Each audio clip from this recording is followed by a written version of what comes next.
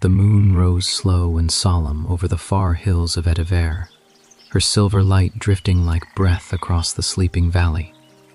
Beneath her watch, a single rider moved along the forest road, his armor dimmed by age, his cloak heavy with dew. The air was cool and clear, carrying the faint perfume of pine and earth after rain. His horse, a pale, dappled creature, walked with quiet grace, the soft rhythm of its hooves echoing between the trees like a distant heartbeat. The knight's name was Sir Alaric of Thornvale, a man whose years of battle had softened into silence. His sword now hung light at his side, less a weapon, more a memory. He had ridden through wars and winters, yet on this gentle night, all he sought was peace. He had been summoned to the northern keep of Eldenmere, where the king's daughter lay convalescent after an illness that had swept through the court. Rumor spoke of her pallor, her frailty, her spirit dimmed like a candle in late hours. The king had sent for a guard to watch over her chamber, not for battle, but for loyalty, for presence, for someone whose heart knew stillness. And so Alaric rode beneath the moon, through whispering pines that bent low as if to speak to him. He felt their words in the sigh of the branches, the hush of the wind. Rest now, weary one. The world is not only made for war. A small clearing opened before him where a brook threaded through mossy stones. He dismounted and knelt to drink, the cool water gliding across his calloused fingers. He saw his reflection, hair of shadow, eyes of stormlight, and the faint silver of his beard. Once his face had been known in courts and battlefields. Now, it was known only to the forest and the moon. As he rose, he caught a sound, the far-off lilting of a harp. It was soft as a sigh, faint as starlight, and yet unmistakably human. He turned, heart-stirring, and followed the sound through the woods. The song seemed to move with the wind, drawing him deeper until he reached a small wayside shrine. There, upon a stone bench, sat a woman in a simple gray cloak, her hands upon a harp of pale wood. She did not startle when he approached. Rather, she lifted her gaze, and her eyes shone like water under moonlight. "You ride late, traveler," she said, her voice as gentle as the song itself. "I am bound for Eldenmere," he replied, "a knight of Thornvale in service to the crown." "Then you are close," she murmured, her fingers brushing the strings again. "The keep lies beyond these woods, past the hill of birches. You will see its torches reflected upon the lake before dawn." He nodded, but did not yet move to leave. The air around her seemed almost enchanted, not by spell or trick, but by the calm of one who had long made peace with solitude. "Your music is fair," he said softly. "It keeps me company," she smiled faintly, "and perhaps it keeps the night gentle." Her song turned to a slower, wistful tune, and Alaric found himself standing still beside her, listening as though to a dream.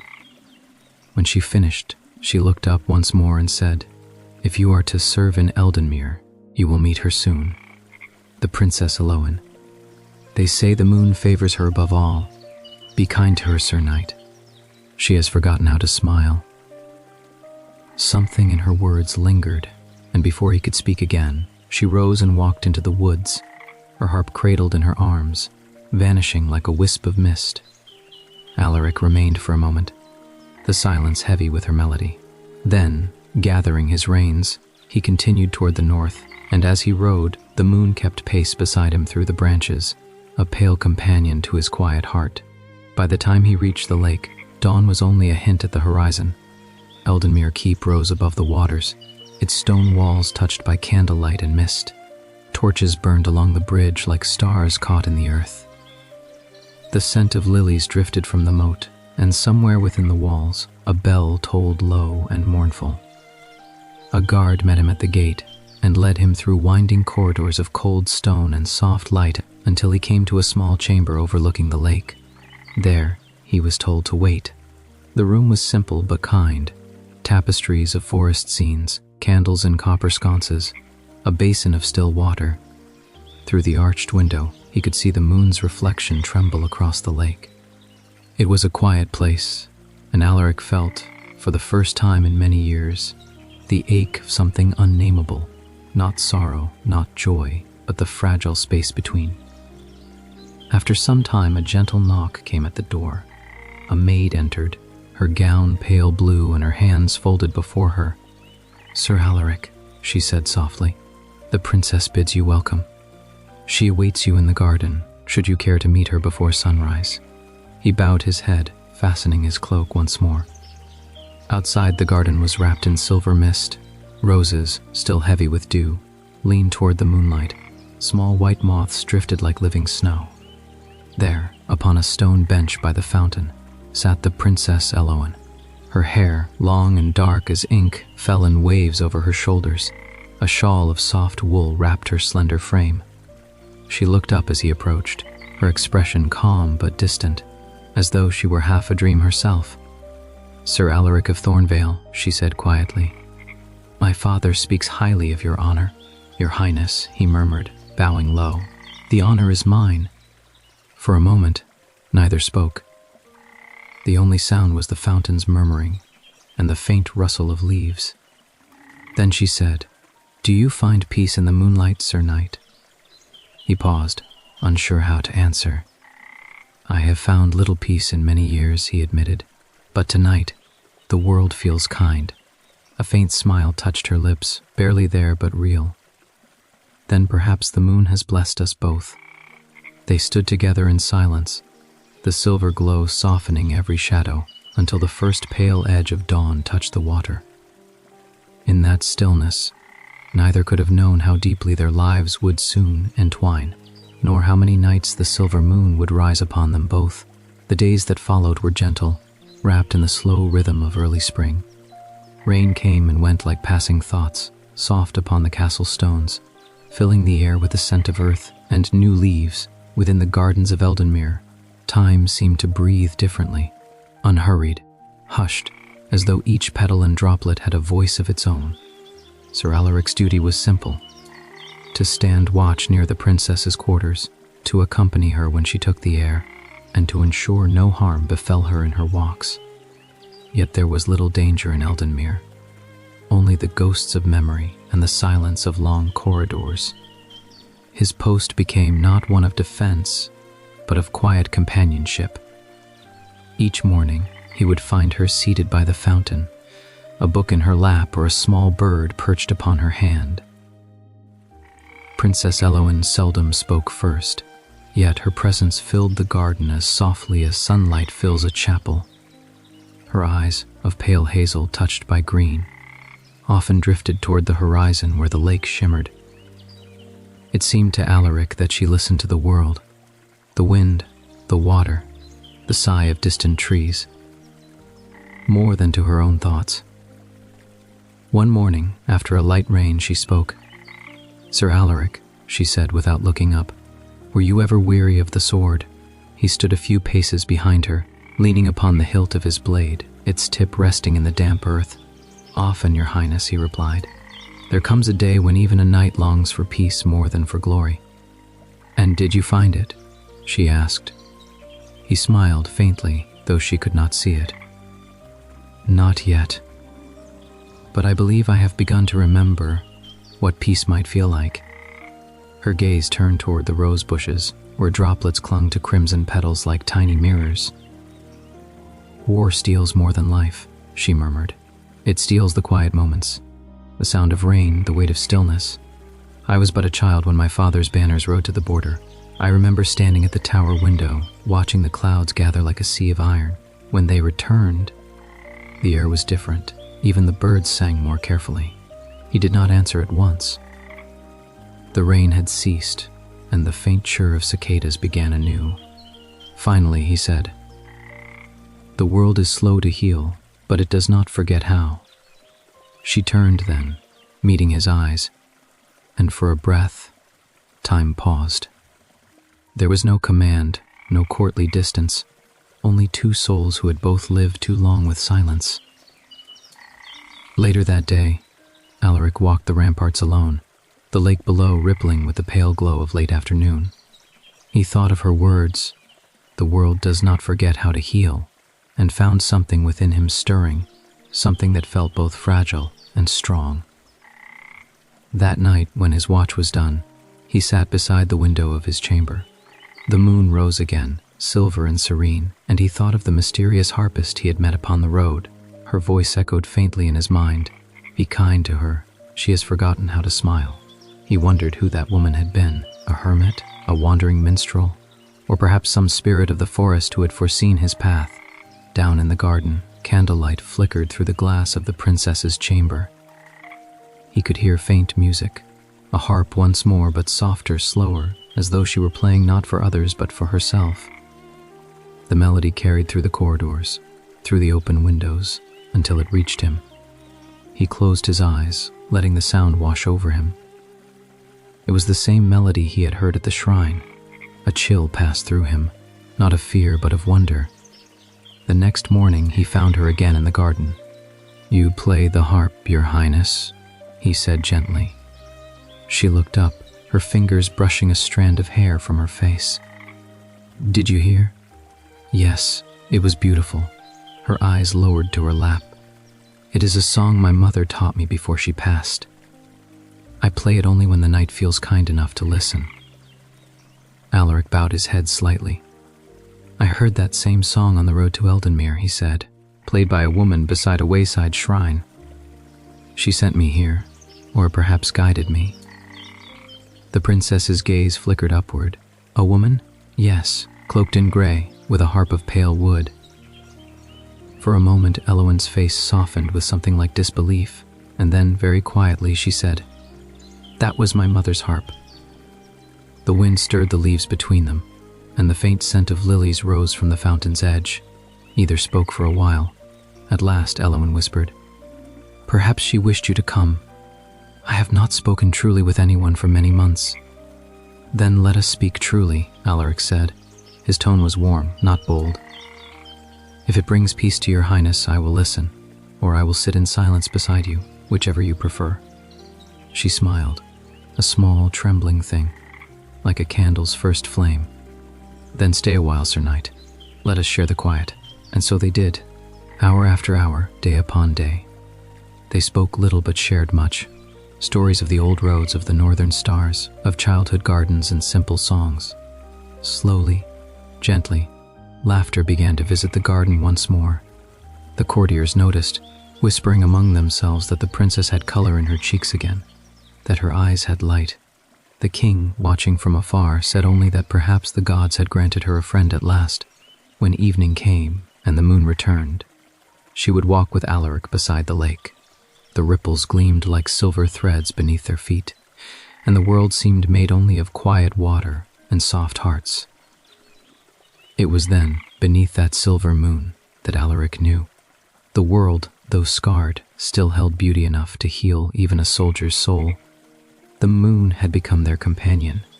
Each night she rose in her patient grace, silvering the lake and painting the stones of Eldenmere with soft light. To Sir Alaric and Princess Eloin, she was no longer merely a heavenly orb. She was presence itself, a witness to their quiet hours, to every word spoken gently between them, and every silence shared more deeply still. It began as a habit, then a comfort. When the court had retired and the torches guttered low in their sconces, the princess would draw her cloak about her shoulders and step into the garden, and there she would find Alaric waiting, his armor set aside for simple garb, a lantern in hand. Together, they would walk down the winding path to the lake's edge where reeds whispered and the world felt endless. That night, the air was cool and tender. Fireflies wove golden threads through the dark, and somewhere across the water, a nightingale sang. "Do you think the moon remembers all it sees?" Eloin asked, her voice low and wistful. Alaric smiled faintly. "If she does, then she must bear the weight of many hearts. Perhaps she listens as you do," Eloin murmured, silent, patient, kind. He glanced toward her, the faint silver of her hair catching the moonlight. "And what do you think she hears tonight?" Her eyes turned toward the shimmering reflection upon the water. "Two souls who do not wish to be lonely." The words hung between them like mist. Alaric's chest stirred with a quiet ache, not of sorrow, but of recognition. It had been long since he had felt such nearness to another being. In his years of war, companionship had been forged in the din of survival, not in the hush of peace. Yet here, beneath the stars, he felt seen, not as a knight, not as a servant of crown or sword, but simply as a man. They walked further along the shore until they came upon a small pier. Its wood silvered with age. Elowen stepped upon it and sat, her feet dangling above the water, bare and pale as the lilies that floated nearby. Alaric hesitated, then joined her, setting the lantern beside them. Its glow mingled with the moonlight, golden warmth beside silver calm. For a while, neither spoke. The rippling lake made a soft, steady rhythm, like the breathing of the world. Then Elowen said, "When I was a child, I believed that each ripple upon this lake was a dream. The wind would carry them from other lands, and if one were still enough, she could see someone else's dream passing by." Alaric looked out upon the water, his voice gentle. "And what do you see tonight, princess?" Her smile was faint, wistful, a dream of quiet company, of someone who does not ask me to speak when silence will do. He inclined his head. "Then I am content to be that dream." Her gaze met his, and for a heartbeat the world itself seemed to hush, as if even the stars held their breath. But before the stillness could deepen, she looked away, the color of her cheeks softly rising. "You speak kindly, Sir Alaric. Too kindly for a man who has seen so much." "I have seen enough to know the worth of gentleness," he said. A faint breeze moved through the reeds, carrying with it the scent of lavender and wet earth. Far across the water, the castle bells tolled once, the hour of midnight. Elowen lifted her eyes toward the moon. "When I was ill," she said softly, "there were nights I thought I might never see her light again. I would lie in my chamber and dream that she stood by my bed, brushing her light over my hands. I think she kept me alive." Alaric's voice was low. Perhaps she knew you still had more to see, more to feel. She turned toward him then, her eyes luminous in the half-light. "And you, Sir Knight, what kept you alive when your wars were done?" He paused, looking out upon the shimmering expanse. "I thought it was duty, the promise to my lord, the code I swore by. But as the years went on, I learned that it was not duty that guided me home. It was hope, a hope I could not name until now." She studied him, her expression unreadable, though her fingers had drawn together in her lap. "And now?" she whispered. "Now," he said slowly, "I begin to think I have found it." The words were barely more than air, yet in them lay the weight of every quiet night, every shared glance, every breath the moon had watched them take. Elowen did not answer. Instead, she reached toward the lake, her fingertips skimming the surface. "If these ripples truly carry dreams," she said softly, "then let us send one together." He leaned forward, and together they brushed their hands through the water, watching the circles spread outward until they vanished into silver distance. "What shall we wish?" he asked. She smiled, a soft, secret smile. "That peace may stay with us a little longer." A simple wish, yet it felt vast. The kind of wish one might whisper to the stars when one is afraid of waking. They lingered until the lantern burned low. Then, as the first trace of dawn trembled upon the lake, Elowen rose. "The sun will come soon," she said. "We should return before the world remembers us." He nodded, and they walked back through the garden path, their footsteps nearly soundless. The roses were closed, the sky paling with the promise of morning. At the garden gate, she paused. "Thank you for walking with me," she said softly. He bowed, his voice low. "Always, Your Highness." Her eyes met his once more. "You may call me Elowen," she whispered and was gone. The sound of her name lingered on his lips like a prayer. As Alaric watched her ascend the stair, the moon slipped behind the hills, leaving only the faint glow of dawn and the quiet memory of her beside him. And though he did not yet know it, that moment, the whisper of her name beneath the silver moon, would become the heartbeat of every night that followed. Days turned to weeks, and the rhythm of peace settled upon Eldenmere like a gentle veil. The kingdom's distant troubles faded beyond the hills, and within the keep, time slowed to the pace of rippling water and whispering leaves. Sir Alaric's post remained the same, the princess's guard, her quiet shadow. Yet what began as duty had grown into something sacred, unspoken, and deeply human. He found joy not in grand gestures, but in the smallest of things. The way Eloan paused before each rose bush, as though greeting an old friend. The way her laughter, still hesitant, sometimes escaped her like sunlight through clouds. Every evening he would take his place beneath her window after the courtyard lamps were lit. From there he would see her silhouette against the pale drapery, a slender figure framed by candlelight, often seated at her harp. The first night she played, he had been caught unprepared. The melody floated into the still air, soft and luminous, a thread of gold woven through silver moonlight. It was not the mournful tune of the forest, but something new, gentler, hopeful, like dawn breaking over frost. He leaned against the old stone wall, closing his eyes as the sound washed through him. The notes seemed to whisper his name without words, to speak of longing and grace and quiet courage. And though he had no right to be moved, he found his heart answering, silently and wholly. When the last chord faded, he remained there a long while, listening to the hush that followed. The scent of jasmine drifted from her window, mingling with the cool breath of night.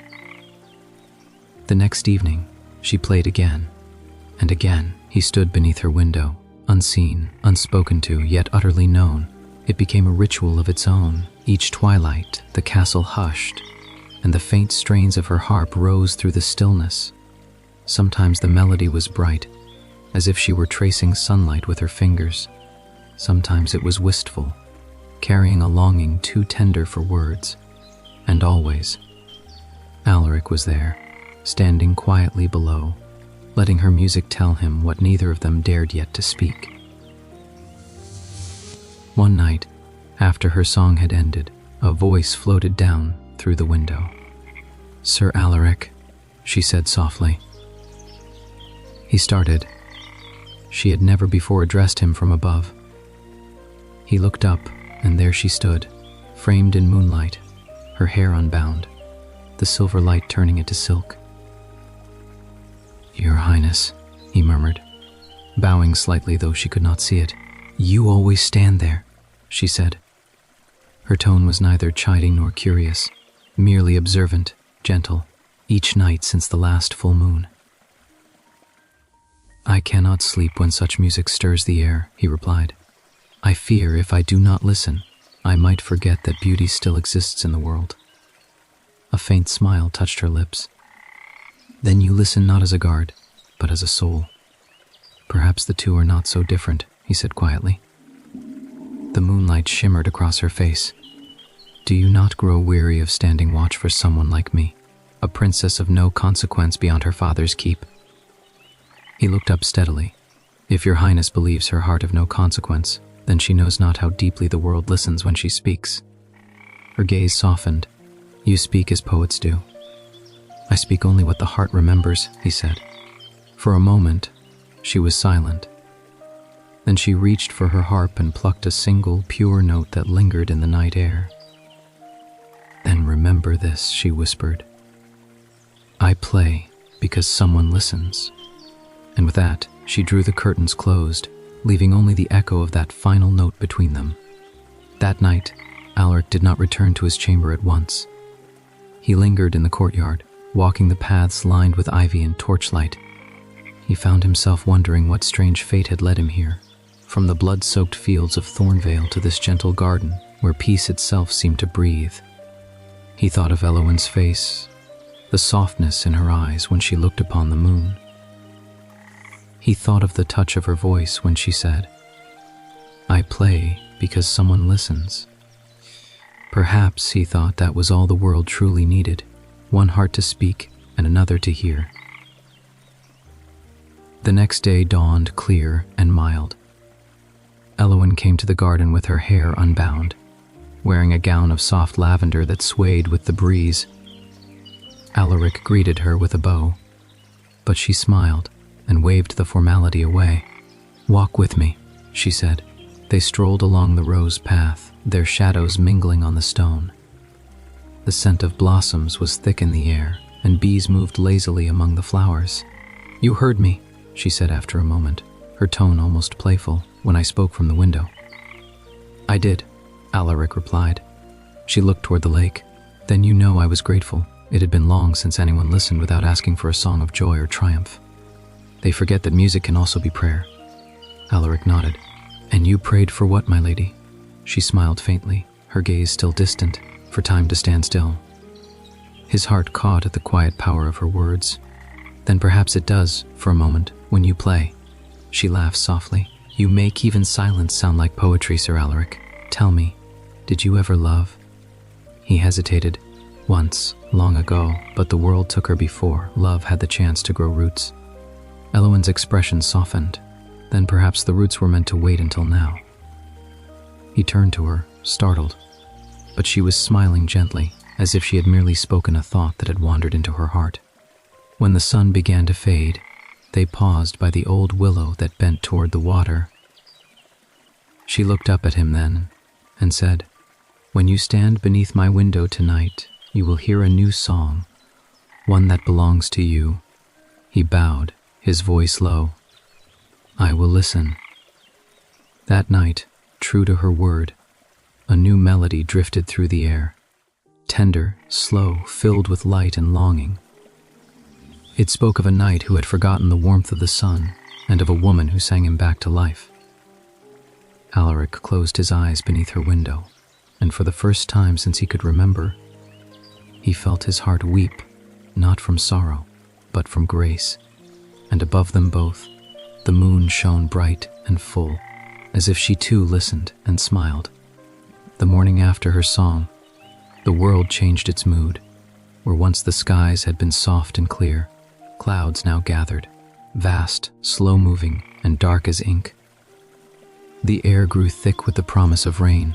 Across the valley, the forest swayed in restless silence, as if waiting for something inevitable to arrive. Within Eldenmere, the air of calm persisted, but beneath it was a hush of unease. The servants moved more quickly. The torches were lit earlier. Even the birds that nested near the ramparts had fallen still. By afternoon, the storm broke. It came with a sound like the heavens themselves unfastening, a great rolling thunder that shook the castle stones and swept through every corridor. Rain fell in wild, ceaseless sheets, hammering the roofs and flooding the garden paths. Sir Alaric stood watch by the outer gate, cloak drawn tight, the downpour soaking through the seams of his armor.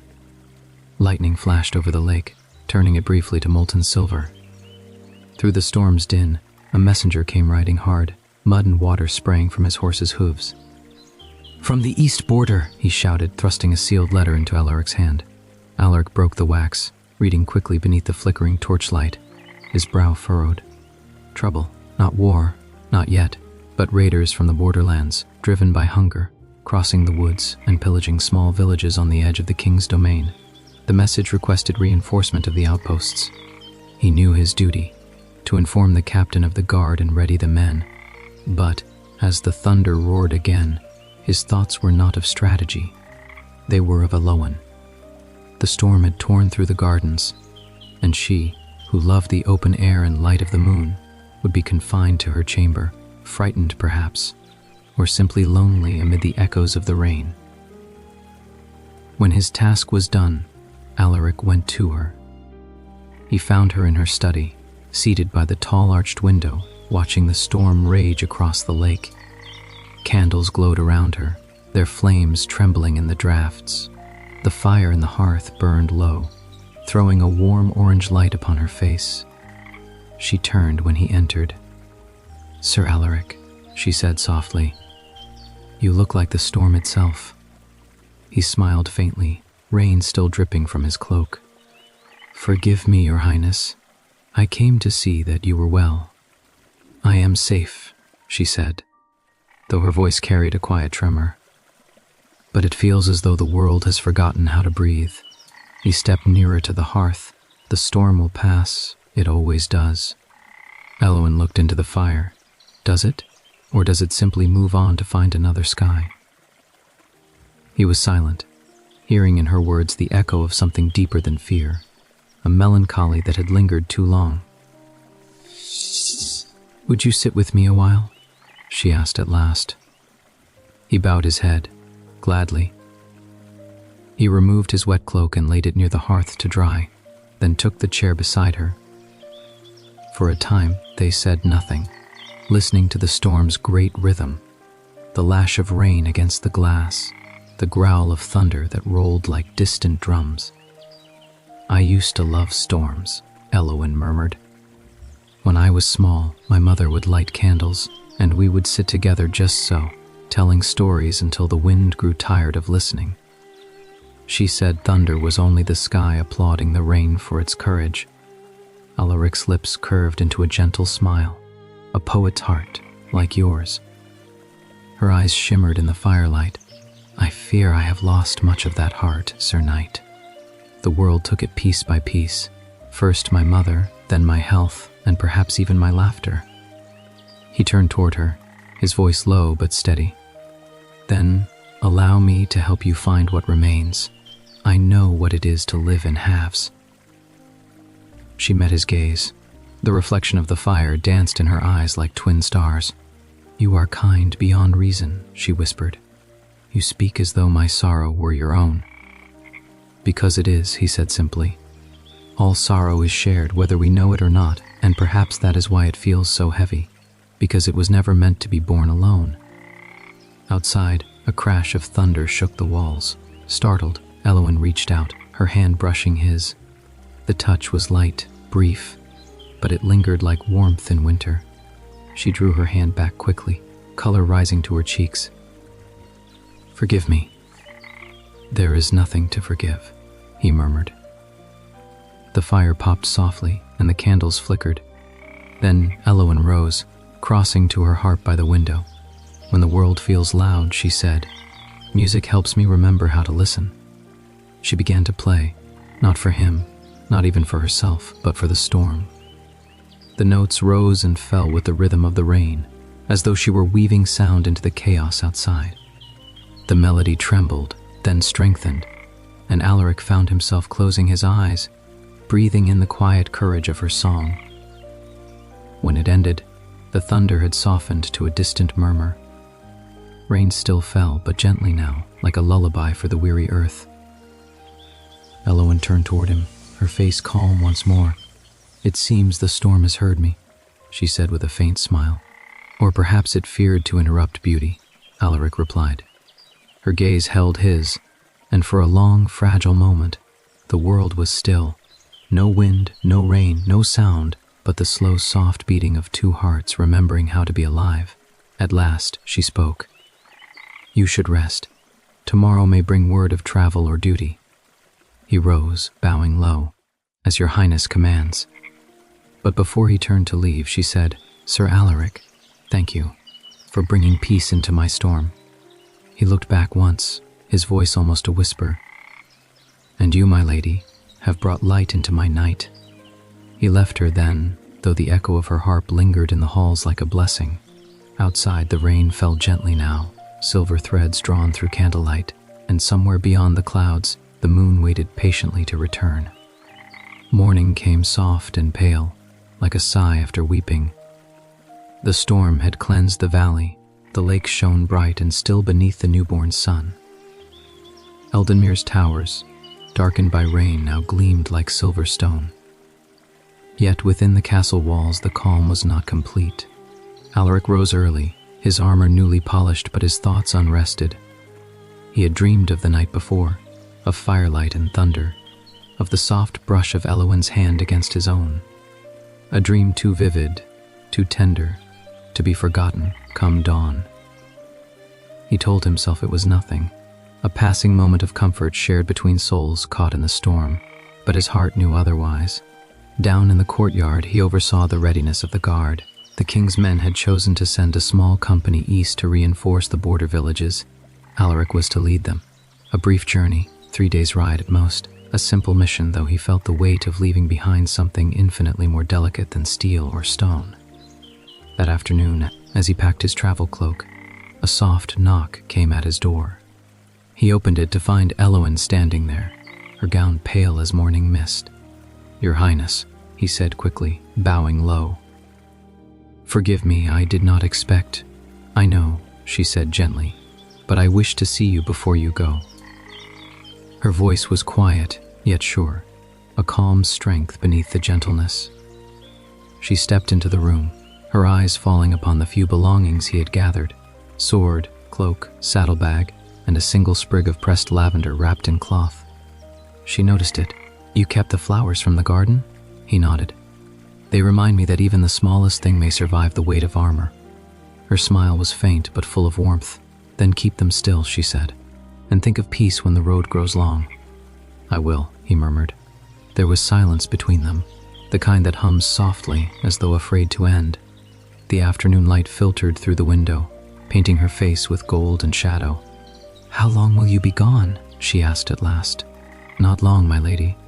3 days, perhaps 4, if the roads are kind."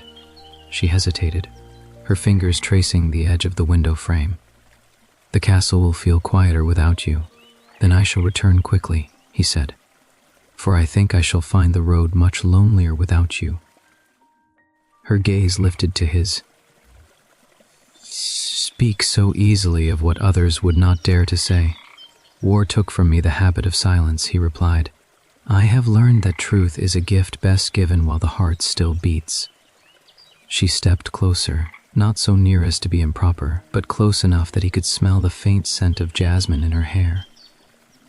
"Then tell me this truth," she said softly. "Will you come back?" He met her eyes. "I will return, not for the king, not for duty, but because you wait here."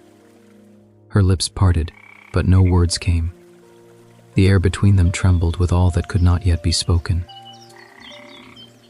"Finally," she whispered, "then go, before the world finds us still." He bowed deeply, more out of reverence than ritual, and left before his courage could falter. That evening, as his company rode east, the sky blushed with the fading light of sunset. Behind him, the lake caught the colors like spilled wine. He looked back once, toward the distant shape of Eldenmere rising from mist and memory, and saw, faintly, a candle flicker in a high window. It was her chamber, and though the road ahead was long and quiet, he carried that flame within him like a vow. The days passed gently, and the mission went as all small duties do, with little glory, much patience, and the steady hum of life continuing elsewhere. Alaric's men fortified a watch-post, helped a frightened village repair its walls, and brought calm to those who had seen too much fear. But at night, when the stars stretched wide above the darkened woods, he would sit apart from the campfire, gazing at the moon. She will be looking too, he thought, at this same moon, the same light that binds our eyes across distance. He did not speak her name aloud. It was too precious a sound for the ears of weary soldiers. Yet within his chest, her name echoed softly, steady as the beat of his heart. On the third night, the wind carried a chill, and the moon was veiled in thin, drifting clouds. Alaric found himself awake long after the others had slept, listening to the low murmur of the forest. Then, faintly, impossibly, he thought he heard music. It was distant, delicate, like a harp played behind walls of mist, the same melody she had once played during the storm. He rose, searching the shadows, but there was nothing. Only the sigh of trees and the whisper of wind over water. Yet he felt her presence near, as if her song had crossed the miles to find him. He smiled to the night, whispering, "I hear you, Elowen." The next morning they turned homeward. When at last the towers of Eldenmere came into sight, a strange stillness fell upon him. The keep stood unchanged, serene as ever, yet something in the air felt different, fragile, as if the castle itself held its breath. Upon entering the courtyard, he saw no sign of her. Only the king's steward met him, offering brief thanks for his service. Alaric inquired softly, And the princess? Does she fare well? The steward hesitated a heartbeat too long. Her Highness has been unwell these past 2 days. The physicians say it is a fever, nothing more. Yet she grows pale and weak. The words struck Alaric like a blade. Without waiting for leave, he went to her chambers. There, in the dim candlelight, Elowen lay upon her bed, her skin pale as frost, her breath faint but steady. The room smelled faintly of herbs and rainwater. He knelt beside her, his voice breaking into a whisper. "I have returned, my lady, as I promised." Her eyelids fluttered open, and when she saw him, the faintest smile touched her lips. "You did," she breathed. "I knew you would."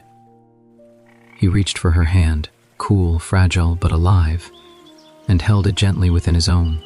Outside, the storm clouds that had long lingered beyond the horizon began once more to gather. But within that chamber, all was still save for the faint glow of a single candle burning low beside them, its flame swaying softly, as though listening to their hearts. Night had fallen again upon Eldenmere, soft and heavy with mist. The storm clouds had drawn back, leaving behind a sky so clear that the stars themselves seemed closer, like distant candles burning in an unseen chapel. In her chamber, the princess slept, though her sleep was fragile and thin. Fever had brushed her cheeks with color, and her breath came light as a bird's wing. The physicians had done all they could. Poultices, herbs steeped in wine, whispered prayers to the old saints of healing. Yet they admitted quietly that the rest lay beyond their skill. Sir Alaric had not left her side. For 2 days and nights he had remained there, keeping his silent vigil by the hearth, his sword laid aside, his armor forgotten. The courtiers whispered of impropriety, but the king said nothing, for he too knew what it was to pray beside the ones he loved. The room was dim, lit only by the steady pulse of candlelight and the slow shifting of the moon beyond the window. Sometimes the wind would stir the curtains, carrying with it the scent of rain-soaked roses from the garden below. Alaric sat by her bedside, his great hands folded, his gaze fixed upon the pale, still form upon the sheets. He thought of the first day he had seen her, in that same garden, by the fountain where the moonlight had kissed the water, and of the slow, quiet unfolding of every moment since. He had not known love could grow in silence. Once, he had believed love was fire, swift and consuming. But this love was something gentler, older, made of stillness and light. It was the warmth of hands not yet joined, the ache of words unspoken, the peace found in the sound of another's breath. Now, as he watched her sleep, he realized that love was also prayer, and so he prayed, not with words, but with his presence, with every heartbeat that kept time beside hers. "Stay," he whispered once, his voice barely sound. "Stay in this world a little longer. Let the moon find your face again." As if in answer, her eyelids trembled. She stirred slightly, her hand shifting upon the coverlet until it brushed against his. He took it gently, fearing it might fade if he held too tight. Her fingers were cold but alive, and that alone was enough to make his breath catch. When she spoke, it was in a whisper faint as wind through leaves. "You returned." He leaned closer. "I would have crossed the whole of the world to keep that promise." Her lips curved, the faintest ghost of a smile. "You always speak like a poet." He smiled softly. "You taught me how." Her eyes opened slowly, hazel touched by gold, dulled by weariness but still holding light. "I dreamed," she said, "of the lake and the moon above it. You were there." He felt his throat tighten. "Then I shall make the dream real when you wake. We'll walk there again." Her gaze drifted to the window, where the moon's glow touched the edge of the bed. "She's very bright tonight," she murmured, almost as if she watches. "She does," he said. "She always has." Ellen's breath came shallowly, her voice no louder than the rustle of the sheets. "When I was a child, I thought the moon was a spirit, not a goddess, not a star, but a watcher of hearts. My mother said she listens to the quiet things that words cannot hold. Then tonight," Alaric whispered, "let her listen to us." He knelt beside her bed, his head bowed, her hand still within his. The silence between them deepened, filling with all that could not be spoken. Gratitude, fear, tenderness, and a love that dared not yet name itself. For a time, there was only the soft ticking of the clock, the whisper of wind against glass, and the steady glow of the moon through the window pane. Then, somewhere beyond the walls, faint music began, a harp's voice, distant but unmistakable. Alaric looked up sharply. Eloin's lips parted in wonder. "Do you hear it?" "Yes," he breathed. "It's my mother's song," she whispered. "The one I played for the storm." The melody wound through the air like silver thread, pure, slow, and filled with longing. It came from no visible source. No musician stood in the hall. No harp lay nearby. It was as if the night itself had remembered the tune and chose to play it once more. Tears glimmered in Eloin's eyes. "She's here," she said softly. "Or something of her is. She used to say that love never dies. It only changes the way it breathes." Alaric bowed his head, the sound wrapping around them like light. "Then perhaps she plays to guide you back." For a moment she closed her eyes, her expression peaceful. "If I go," she whispered, "will you remember me beneath the moon?" He could not answer for a heartbeat. Then, voice breaking, he said, "If I live 1,000 nights, I shall remember only you." Her breath trembled. "Then I will stay, for that memory." The harp's song swelled, then faded slowly into silence. Eloin's eyes closed again, and her breathing deepened. The fever, which had burned so fiercely, began to cool. The candle beside the bed flickered low, its wax running in soft rivulets down the brass. Alaric did not move. He sat there through the night, through the slow turning of the stars, until at last the moon dipped behind the hills, and dawn began to silver the horizon. When the first light touched her face, she stirred once more, her voice clearer, stronger. "Sir Alaric?" He leaned forward, heart pounding. "I am here." She smiled faintly. "Then I think I shall see the moon again." He bowed his head, tears falling freely now, the weight of them as soft as rain, "and I shall thank her for it every night." Outside, the first birds began to sing, timidly at first. Then, with growing courage, the fever broke with the coming of morning. The healers would later call it a miracle, but Alaric knew otherwise. It was not the herbs nor the prayers that had saved her. It was the bond between hearts, whispered beneath the silver moon and carried upward as prayer. Winter had withdrawn at last. It did not leave with thunder or farewell, but quietly, like a weary guest who departs before dawn. In its place came spring, soft and luminous. The meadows that had lain silvered in frost now rippled with new green. The lake, once stilled beneath ice, shone with living motion, and every morning the air was filled with birdsong so tender it seemed to weave joy itself through the open windows of Eldenmere. And in one of those chambers, the princess walked once more. She had been ill for many weeks, though the fever had broken that night of the moon's song. The days that followed were slow and fragile, filled with small recoveries. The first time she sat upright, the first time she could hold a cup without trembling, the first time her feet touched the cold stone of the floor and bore her weight. Alaric had been there through it all, though now he kept a respectful distance, tending his duties while never straying too far. When he was not at her side, he was in the gardens, trimming the vines that grew wild along the fountain, or in the training yard, his sword flashing in the sunlight, steady and sure. But every evening, when the day's clamor faded, he would look toward the west tower, where her chamber window glowed with candlelight, and his heart would grow quiet again. On the first day of spring's full bloom, Eloin stepped into the gardens herself. The servants had insisted she take a maid, but she refused with gentle grace.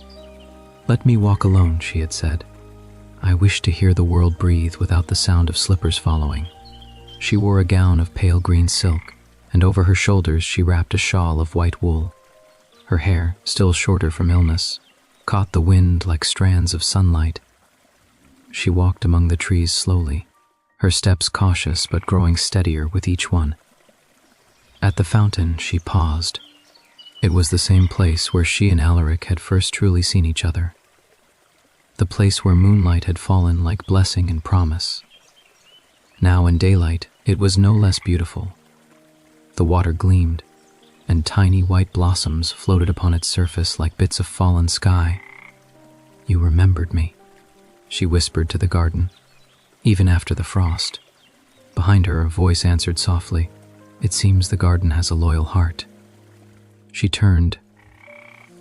Alaric stood a short distance away, without armor, dressed in a plain tunic and a cloak the color of moss. In his hands he held a small bundle of parchment, maps and patrol lists perhaps, but his gaze was far from duty now. "My lady," he said, bowing slightly, "forgive me. I did not mean to intrude."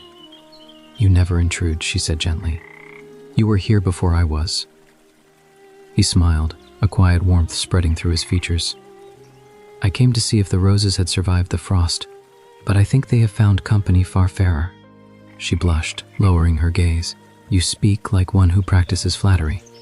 "Only truth," he replied.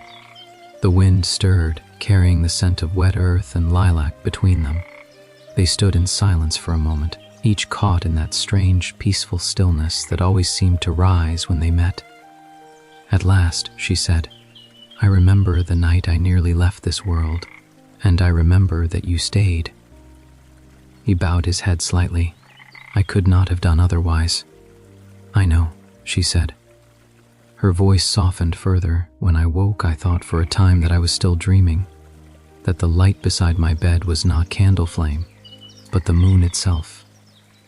He hesitated, his heart catching. "If I could have stolen the moon to light your way back, I would have done so." Her laughter was gentle, like a bell's echo. "You need not steal her. I think she favors you already."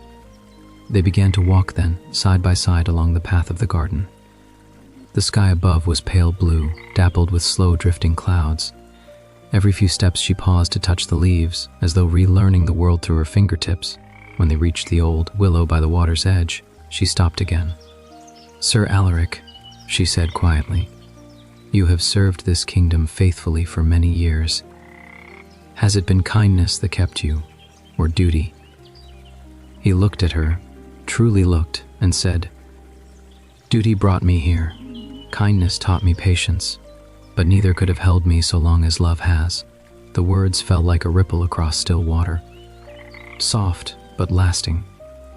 Elowen turned away for a moment, her eyes fixed upon the lake. "You speak boldly for one who stands before a princess." "I speak honestly before the woman I love," he said.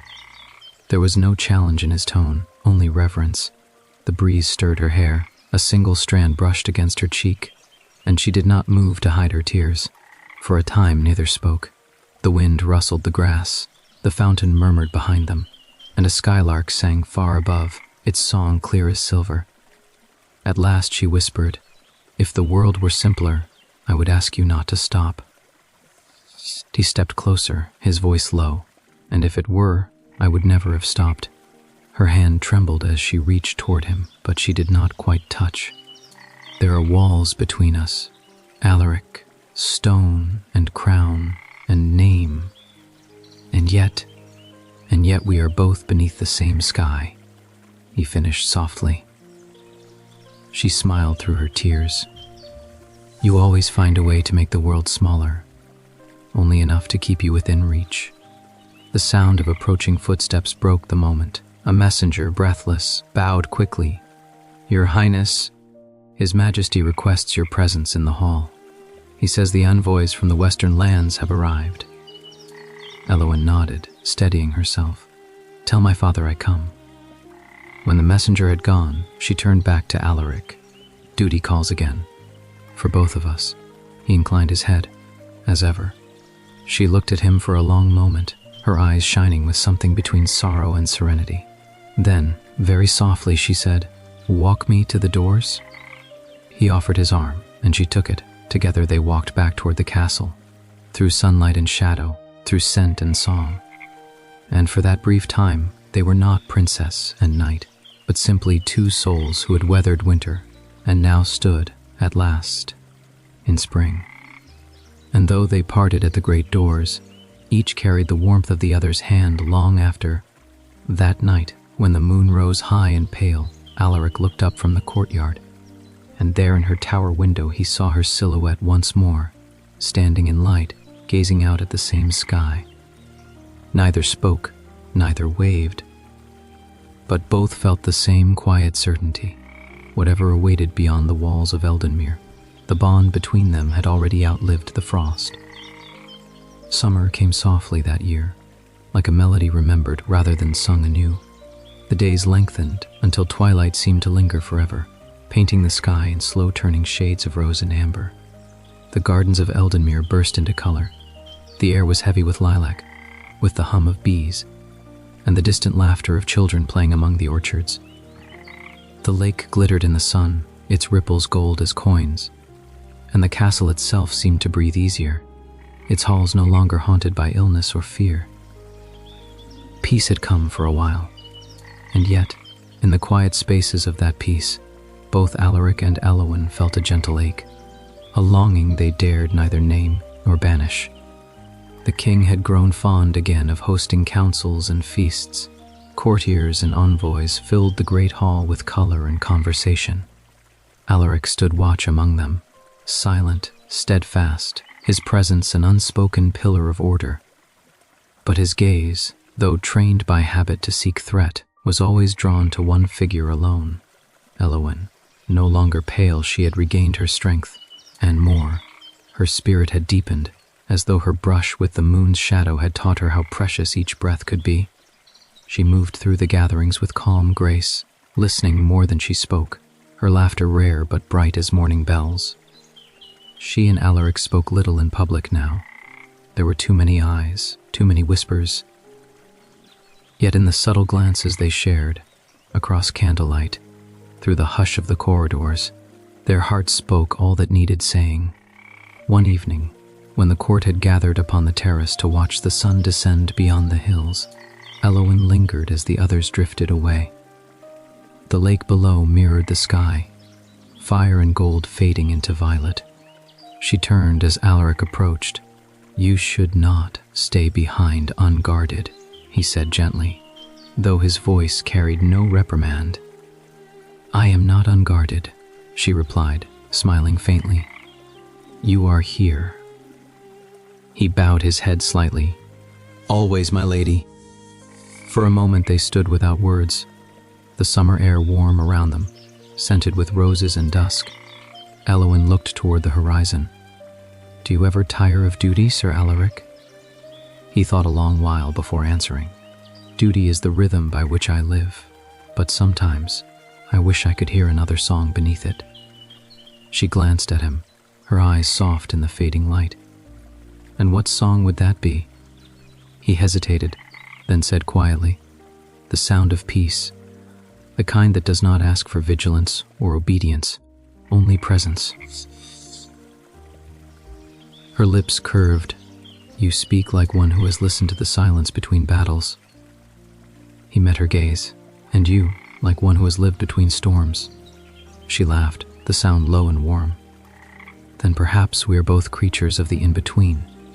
The first stars began to appear, faint glimmers scattered across the velvet dark. Elowen turned, her expression thoughtful. "My father speaks of betrothals now," she said softly.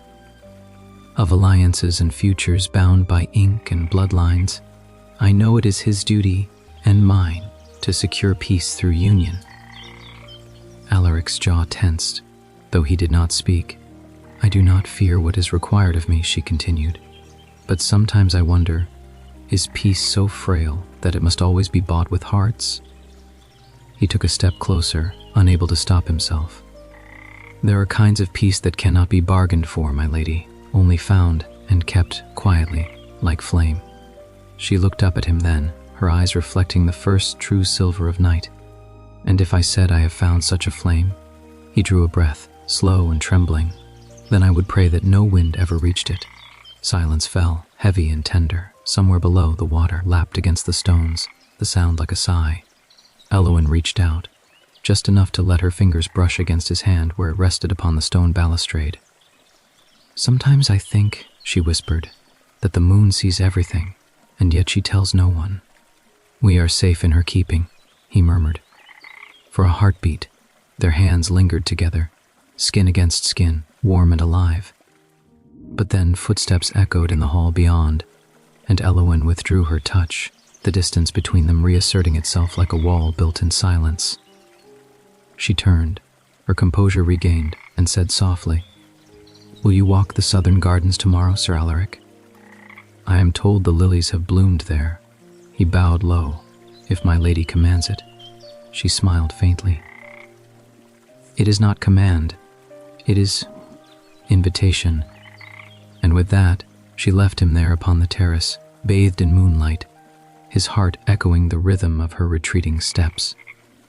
The next evening, they met as promised. The southern gardens lay quiet beneath the stars, a sanctuary of night fragrance and soft wind. The lilies stood tall and white beside the stream, their petals catching the moonlight like tiny mirrors. They walked slowly, speaking of small things, of the harvest, of the songs sung by shepherds in the hills, of the rare heron that had nested near the lake. But beneath those gentle words ran a deeper current, felt rather than said. When they reached the willow's edge, she stopped. "You have not asked me why I invited you here," she said. He smiled faintly. "I thought perhaps the lilies had something to say. Perhaps they do." She turned to face him fully. "Alaric, do you ever dream?"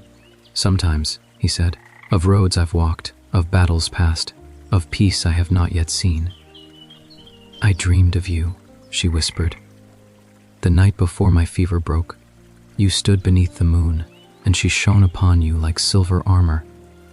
I think she chose you, to guard me, perhaps, or to remind me that light does not end when eyes close." He swallowed hard. "Then I am honored to be her servant." Her smile trembled. "You already are. You serve all that is gentle in this world, though you wear iron to do it." The wind rose then, soft and fragrant, and the moon broke free from a veil of cloud. For a moment, everything stilled, the air, the water, even the beat of their hearts. And then, very quietly, she said, "Whatever comes, I would have you know that the peace I sought, I found it when you spoke my name." He bowed his head, his voice a whisper of devotion. "Then my life has not been in vain." And there, among the lilies and the silver light, they stood, two souls bound not by crown or oath, but by the quiet certainty that love, once awakened, need not speak to be eternal. That night, as Alaric walked back toward the barracks, he looked once more at the moon, the same moon that had watched over every moment of their fragile, beautiful bond.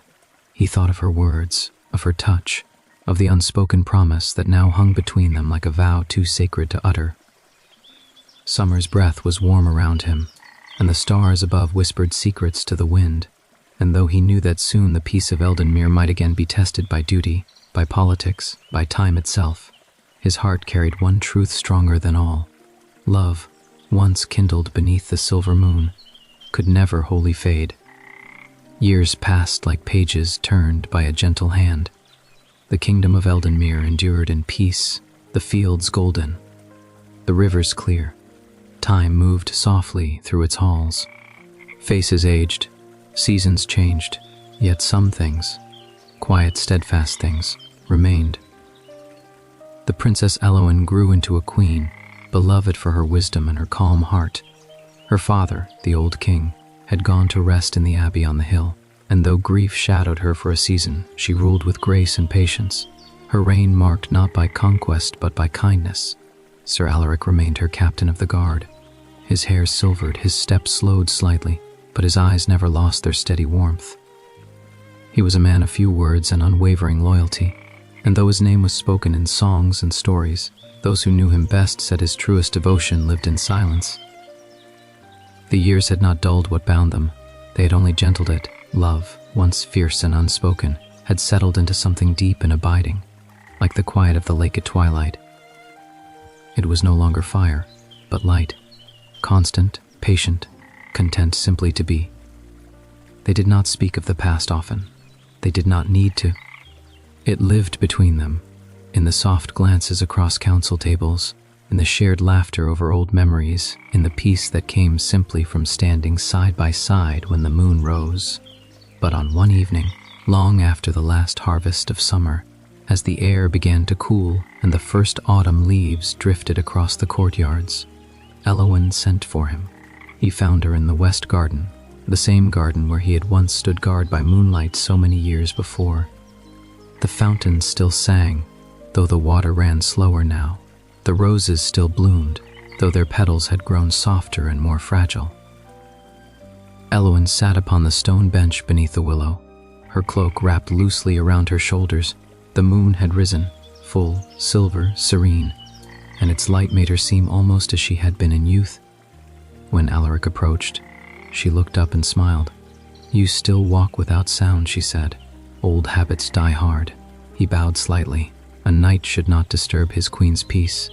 "Peace is never disturbed by a friend," she replied. "Sit with me." He obeyed, lowering himself beside her.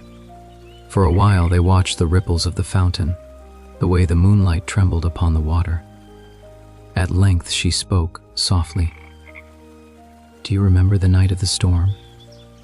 He smiled faintly. "I remember every moment." "I do as well," she said. "It feels like a dream now, one that lives more in feeling than in memory." He nodded. "Dreams have their own kind of truth." She turned her face toward him, her eyes bright with reflection. "There were times, Alaric, when I thought the moon was keeping us alive, as if she had taken pity and lent us her light." He looked up at the moon above, haloed in mist. Perhaps she still does. They fell silent again. The night hummed softly around them, the rustle of trees, the murmur of the fountain, the faint song of crickets far in the grass. After a time, Elowen spoke once more, her voice low, tender. "I have been thinking much of endings lately, not with sorrow, but with gratitude, the way one thinks of a book that has given more than it promised." He listened quietly, the ache of her words resting gently upon his heart. "When the day comes that I am gone," she continued, "I wish to be laid here, by the water, not in the royal crypt, not beneath marble, but here, where the moon can find me." His throat tightened. "Then I shall make it so." She smiled, reaching for his hand. "And you, Alaric, when your path ends?" He turned his gaze toward the lake, his voice quiet. "Then I will rest beside my queen, not as a knight, but as the man who kept watch for her heart." Her fingers tightened around his. "You kept watch too well. Even now you guard me from grief."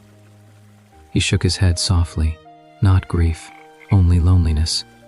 For a moment her eyes glimmered, not with tears, but with that same strange serenity that comes when the soul stands on the edge of both love and peace. "You have been my truest companion," she whispered. "No crown could honor me as your presence has." "And you," he said, his voice unsteady, "have been my light in every darkness." The moon had risen higher now, its silver touching everything. The trees, the water, their clasped hands. They sat there long into the night, speaking little, letting the silence hold them as gently as years had done. And when at last Elowen leaned her head against his shoulder, he closed his eyes and listened, to her breathing, to the night, to the ancient, tender music of time. It might have been an hour or a lifetime before she whispered, "Look, Alaric, the moon's reflection in the water. See how it trembles?" "Yes," he murmured, as if she too remembers. She smiled faintly. "Then let her remember us." Seasons turned again. One autumn melted into another. The willow grew broader, its roots deepening by the fountain's edge. And though the Queen of Eldenmere and her captain long ago took their rest, the garden remained unchanged. Some nights, when the air is still and the moon rides full above the lake, travelers swear they see two figures sitting by the water, a woman cloaked in silver light and a man beside her, their hands entwined. The wind whispers through the leaves, carrying words soft as prayer, and the lake, ever faithful, holds their reflection as gently as memory. For even in death, love endures where it began, beneath the silver moon.